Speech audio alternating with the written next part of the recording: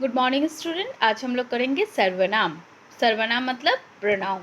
ठीक है, तो यहाँ पे सर्वनाम किसे कहते हैं? संज्ञा के स्थान पर प्रयोग किए जाने वाले शब्दों को हम कहते हैं सर्वनाम। किसी का नाम है, उसके नाम के जगह पे जब हम कोई शब्द प्रयोग करते हैं उसे कहते हैं सर्वनाम। जैसे राम स्कूल जा रहा है, उसके बाद वह स्कूल जा रहा है, ही शी, उसके ये सब क्या है?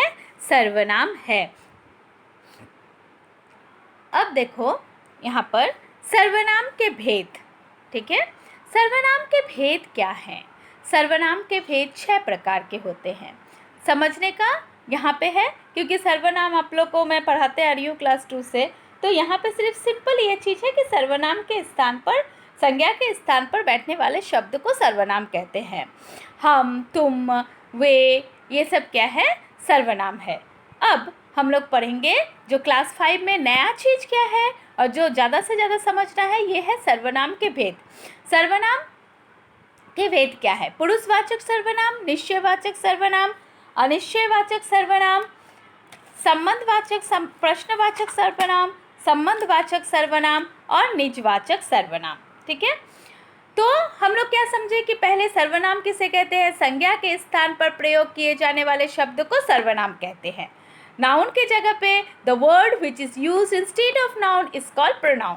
ओके, नाउ सर्वनाम के मैं, तुम, हम, वह, ये, वो, ये सब। ठीक है, राम घर जा रहा है, वह घर जा रहा है, इस तरह के शब्द को हम क्या कहते हैं? सर्वनाम।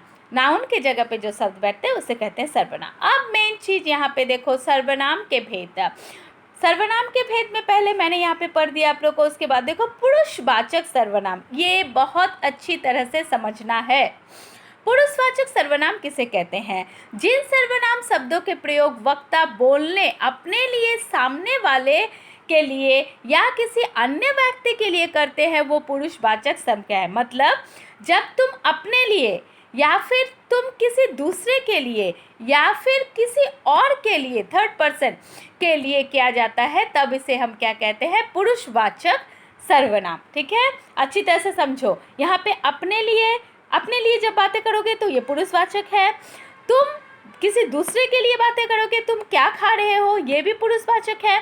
और वह हंस रहा है, ये भी पुरुषवाचक है। अब देखो पुरुषवाचक में मैं, तुम, वह, उनका, अपना, हमारा, उसका आदि। अब पुरुषवाचक के अंडर में 3 भाग पड़ते हैं, first person, second person, third person. प्रथम पुरुष, उत्तम पुरुष सर्वनाम, मध्यम पुरुष सर्वनाम और अन्य पुरुष सर्वनाम। तो अब फर्स्ट पर्सन के अंदर में क्या आएगा? जिन सर्वनाम शब्दों का प्रयोग वक्ता बोलने स्वयं के लिए करता है तो उसे उत्तम पुरुष सर्वनाम कहते हैं। मैं, हम, मेरा, मुझे, मैंने आदि। मुझे वोट दो, हमने प्रतियोगिता जीती। ये वाला चीज आपको अच्छी तरह से याद कर लेना है। ठीक है, ये वाला जो चीज़ है देखो, मैं, हम, मेरा, जब पर्सनली अपने लिए बोला जाता है तो उसे हम क्या कहते हैं? उत्तम पुरुष सर्वनाम। मध्यम पुरुष सर्वनाम, सेकंड पर्सन, जब हम सामने सुनने वाले के प्रयोग में किसी दूसरे को बताते हैं तो ये क्या है? Second person. आप, आपका, तुम, मेरा, अपने आदि। आपके साथ, आपका, तुम, मेरा आदि। आप अंदर आइए, तुम कहाँ गए। अन्य पुरुषवाचक सर्वनाम, थर्ड पर्सन, जिन सर्वनाम शब्दों का प्रयोग अन्य व्यक्ति के लिए किया जाता है वे हैं अन्य पुरुष। वे, उन्हें, उन्होंने, उसे आदि। मतलब थर्ड पर्सन के लिए जब तुम कोई वर्ड यूज़ करते हो उसे हम क्या कहते हैं? अन्य। अन्य मतलब दूसरा, तो इसको हम बोलते हैं थर्ड पर्सन के लिए अन्य पुरुषवाचक सर्वनाम।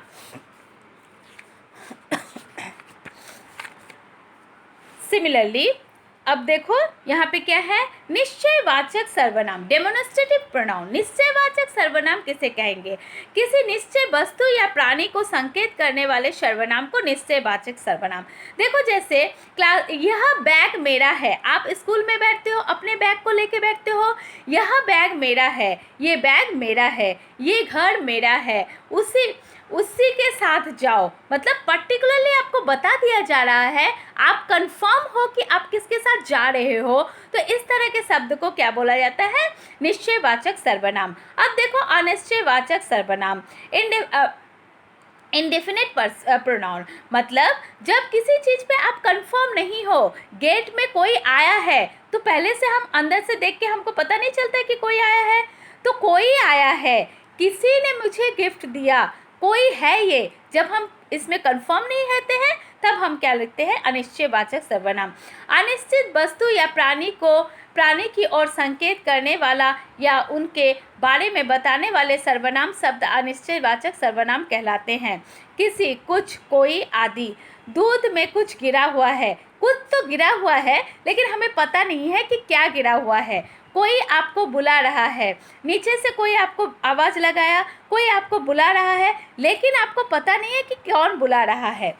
इसी तरह इसलिए ये क्या है? अनिश्चयवाचक है, निश्चित नहीं है, कंफर्म नहीं है। अब देखो प्रश्नवाचक सर्वनाम, इंट्रोगेटिव प्रोनाउन, जो सर्वनाम शब्द प्रश्न पूछने के लिए प्रयोग किए जाते हैं उन्हें प्रश्नवाचक सर्वनाम कहते हैं। किसका, कोई, किसने, क्या, किसे आदि। तुम क्या पढ़ रहे हो, यह पुस्तक किसकी है, ये सब जिसमें आपको क्वेश्चन किया जाएगा तुम्हारा नाम क्या है, और सबसे बड़ी बात है जहाँ पे क्वेश्चन मार्क रहेगा, इसका मतलब है वो प्रश्नवाचक सर्वनाम है। अब हम लोग करेंगे यहाँ पे संबंधवाचक सर्वनाम, रिलेटिव प्रोनाउन। संबंधवाचक सर्वनाम क्या है? जो सर्वनाम शब्द वाक्य में आए या सर्वनाम शब्दों के परस्पर संबंध को बताता है उसे संबंधवाचक सर्वनाम कहते हैं। जिसकी, उसकी, जिसने, उसे, जो, सो, जहाँ, वहाँ, जैसा, वैसा आदि शब्द। जिसकी चाबी, उसकी गाड़ी। तो ये क्या है? दोनों में रिलेटेड कर रहा है, जो, सो, इस तरह के वर्ड को हम क्या कहते हैं? संबंधवाचक सर्वनाम। अब देखो बेटा 6 नंबर, निजवाचक सर्वनाम। निजवाचक सर्वनाम मतलब पर्सनल प्रोनाउन, जिन सर्वनाम शब्दों में कर्ता स्वयं लिखता है, मतलब अपने लिए, जो भी तुम करोगे वो तुम्हारा पर्टिकुलरली डिनोट होगा किसके लिए? अपने लिए। इस तरह के शब्द उन्हें निजवाचक सर्वनाम कहते हैं, जैसे स्वयं, खुद, अपने आप आदि। मैं अपना कार्य खुद करूँगा, ये खुद मतलब स्वयं। बल्लेबाज अपना आप जा रहा है, इस तरह के शब्द को हम क्या कहते हैं? Personal pronoun. ठीक है, अब आप चैप्टर को अच्छी तरह से रीडिंग करोगे, हर एक डेफिनेशन लाइन टू लाइन याद करना है और ये सब उदाहरण भी आपको याद करना है, ताकि जब भी कभी भी आपको क्लास में पूछा जाए या फिर जब भी कभी भी आपको थोड़ा सा डाउट हो तो आप अपने याद की मेमोरी से इसको अच्छी तरह से कर सके। धन्यवाद बच्चों, चैप्टर को अच्छी तरह से पढ़ो और उसके बाद मैं आप लोगों को क्वेश्चन आंसर दूंगी, और पढ़ने के साथ साथ याद करते रहना क्योंकि मैं टेस्ट भी लेते रहूँगी। And be honest in your test जब दोगे बेटा तब एकदम अच्छी तरह से लिखोगे और नीट एंड क्लीन हैंडराइटिंग होना चाहिए, साफ सुथरा से लिखोगे। धन्यवाद बच्चों, अच्छी तरह से रहना।